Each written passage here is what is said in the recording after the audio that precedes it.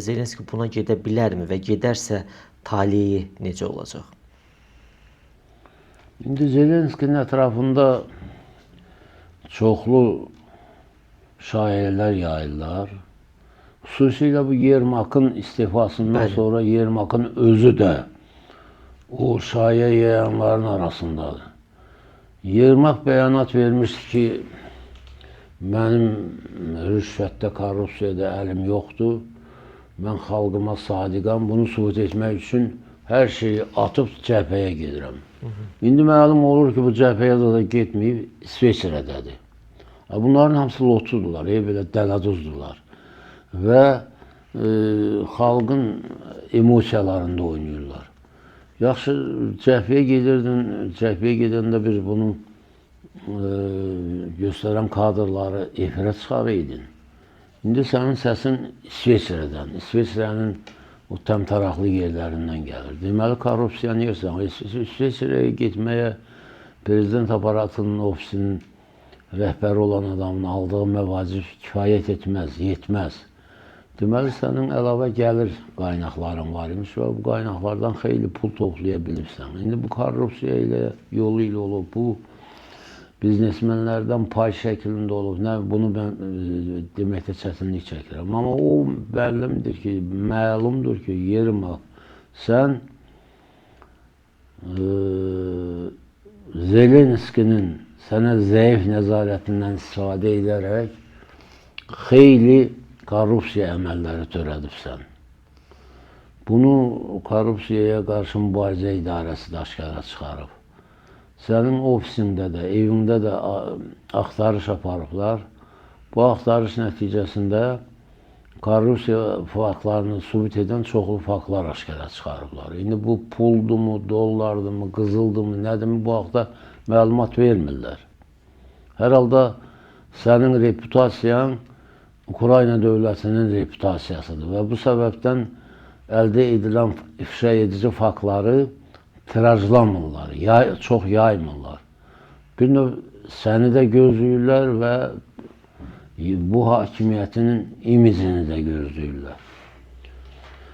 Qaldı Zelenskiyə, bəli, Zelenski çaşbaş qalıbdır, desəm yanılmaram.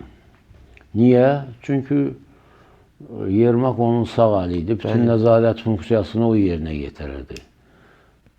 Sonra Yermakın təsiri altında olan bir sıra şəxslər var ki, onların içərisində antisemitizm əhval-ruhiyyəsi geniş yayılıbdır.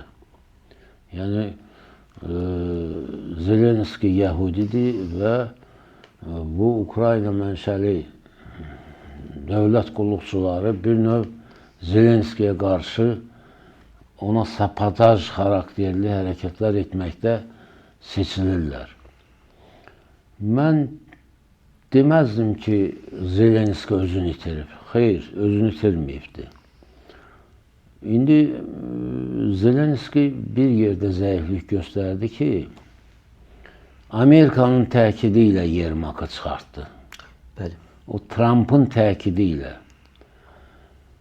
Məsələn, Zelenski, siz elə bilirsiniz ki, bilmir ki, Trump hansı yuvanın quşudur. Çox gözəl bilir.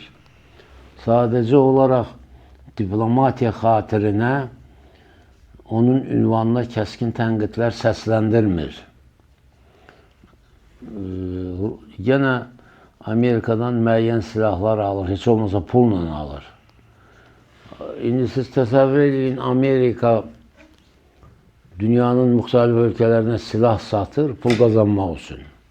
Silah bazarı bu sadən gəlirli sahədir. O silahları pulla, Avropanın verdiyi pulla Ukraynaya satmaq istəmir. Görün, Putinə necə yaxşılıq edirlər, dırnaq arası yaxşı, ayı xidməti göstərirlər. Yəni, Ukraynanı silahsızlaşdırmaqla, silah qıtlığına məruz qoymaqla əslində Putinin əlini gücləndirirlər. Putinin cəbhədə daha cəsarətlə hücuma keçməsinə bir növ yön verirlər. Onu da deyim ki, Putinin ay filan kəndi aldı, ay filan Proxorovkanı aldı və s. Bunlar hamısı taktiki uğurlardır, özü qısa müddətli uğurlardır. İndi Avropa özü, xüsusilə Böyük Britaniya, Almanya və Fransa Rusiyanın dişini qırmaq üçün, Rusiyanı əzmək üçün xüsusi bir plan, model üzərində işləyirlər. O modelin əsas poligonu da Ukrayna olacaq. Ukraynanın silahlandırılması prosesi davam edir. Hələ ki, Ukraynaya lazım olan qədər pul verirlər. Məsələn, Almanya bu ildən etibarən Ukraynaya əvvəl vəd etmişdi 3 milyard euro. İndi onu qaldırdı 13,5 milyard dollar. Görün, bu nə qədər böyük səxavətlilik və nə qədər böyük Ukraynaya kömək edir. Sonra 105 Leopard tipli tank göndəribdi. 105 tank. Balaca hadisə deyil.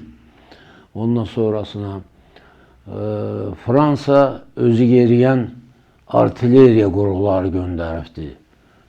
Həcmin miqdarı bəlli deyil. Böyük Britaniya isə tankdan tutmuş, orta mənzilli raketlərə qədər hamısını göndərir. İndi bunlar da vaxtilə sürətlə silahlanmaya rəvac vermədiklərində onlarda da silah çatışmazlığı var. Amma artıq mülki istehsalın hərbi istehsala çevrilməsi prosesi Avropa ölkələrində sürətlə gedir və onlar yaxın vaxtlarda Ukraynanı lazım olan qədər və belə deyək, Rusiyanı əzməyə yetərincəyə qədər silah da verəcəklər və arxasında duracaqlar. Məsələn, Almaniyanın kansleri bildirir ki, biz bu müharibədə Ukraynanın məğlub olmasına imkan verməyəcəyik. Biz bu müharibədə Rusiyanın dişlərini sındıracaq və bunun üçün əlimizdən gələni əsirgəməyəcəyik. Gərək onlar da o dediklərini eləmək üçün Birləşmiş Ştatlardan kənar tam müstəqil siyasət apara bilsinlər. Siz nə bilirsiniz ki, aparmırlar? İndi hələlik 4 ildir. Bunu bilin. Bax, bu adını çəkdiyim Almaniya kansleri Bundestagda, parlamentdə çıxış edərkən belə bir söz işlədirdi. Amerikanın, Trump'ın Avropanın daxil işlərinə burun soxmağa haqqı yoxdur. Biz Trumpsız da keçinə bilərik. Bizim həm hərbi sənayemiz, həm mülki sənayemiz Amerikanın o deyilən sahələrindən üstündür və üstün inkişafını da təmin etməkdə davam etdirəcəyik. Qoy Trump gedib Putinlə sarmaş dolaş olsun, bir-biri ilə, necə deyərlər, qucaqlaşıb öpüşsün. Bizim öz xəttimiz var, o xətti də həyata keçirəcəyik. Və hətta o deyib ki, biz Amerikasız NATO'nun yaradılması planı üzərində işləyirik. Yəni, sabah NATO tamamilə sırf Avropanın milli təhlükəsizliyi üçün qarant olan bir quruma çevriləcək. Orada biz heç Amerikanı da görmək istəmirik. Amma bir şeyi nəzərə alın ki, Trump'ın bu addımlarının belə cəzasız qalması, belə ona qiymət verilməməsi, Avropa ilə öz aralarında uçurum yaratması, elə bilməyin ki, Amerikalıların xoşuna gəlir. Əsla. Sadəcə olaraq hələ Konqreslə Senat tətildədir. Tətildən qayıtdıqdan sonra meydan qızışacaq. O qızışan meydanda Trump üçün o qədər də yaxşı perspektivlər görünmür və Trump'ı sözün əsl mənasında divara dirəyəcəklər. İndişə baxın ki, Trump'ın oğlu da, Trump'ın özü də müxtəlif cinayət maddələri ilə ittiham edilir. Hakimlər bu prezidenti deyə, güya prezidentin toxunulmazlığı var deyə hələ ki o cinayət işlərinə xod vermirlər, hərəkətə gətirmirlər. Amma mən əminəm ki, Trumpın o qədər yola verdiyi qüsurlar var ki, xüsusilə Amerikanın maraqlarına, milli maraqlarına cavab verməyən siyasətinə görə o cavab verməli olacaqdır.